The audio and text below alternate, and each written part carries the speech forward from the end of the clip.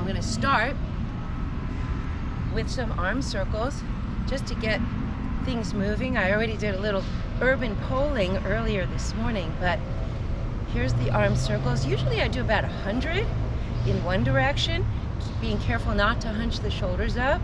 I won't do 100 here, but here's the reverse.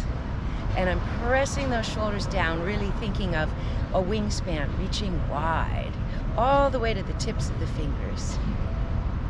And then I'm going to reach. You can back up, I think, a little bit, so you get a full length. You don't have my feet, do you? I do. Oh, you do? Okay.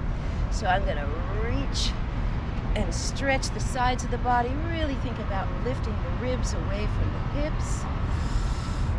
And then knee bends, toeing out a little bit, down and reach up and down. And I inhale up and squeeze the inner thighs.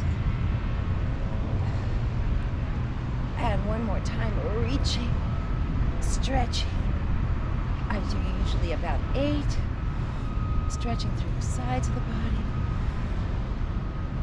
And again, down and up, down and up, down and up. And because I'm going to be walking or running, I want to stretch my legs out.